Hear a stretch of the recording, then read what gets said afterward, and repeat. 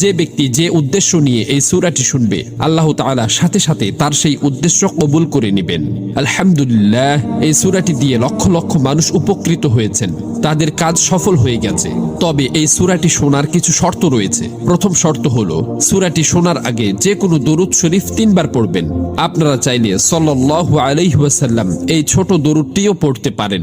দ্বিতীয় শর্ত হলো, সূরাটি শোনার সময় আপনারা আপনাদের আশা আকাঙ্ক্ষাগুলো অন্তরে রাখবেন। এরপর সূরাটি প্রথম থেকে শেষ পর্যন্ত শুনতে হবে। কোনোভাবেই সূরাটি অসম্পূর্ণ রেখে যাবেন না। যদি অসম্পূর্ণ রেখে যান, তাহলে আপনাদের কোনো কাজই সফল হবে না। এজন্য সূরাটি মনোযোগ দিয়ে প্রথম থেকে শেষ পর্যন্ত শুনুন।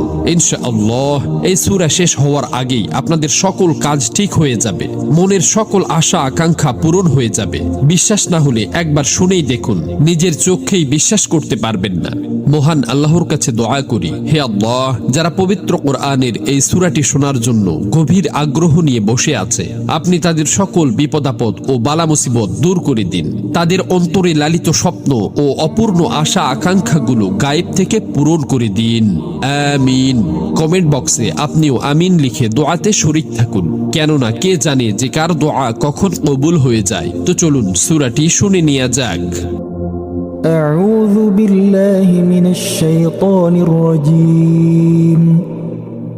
بسم الله الرحمن الرحيم.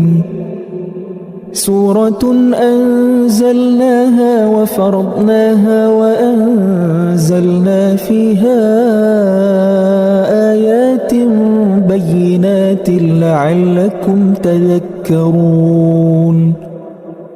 الزانية والزاني فاجلدوا كل واحد منهما 100 جلدة ولا تأخذكم بهما رأفة في دين الله إن كنتم تؤمنون بالله واليوم الآخر وليشهد عذابهما طائفة من المؤمنين.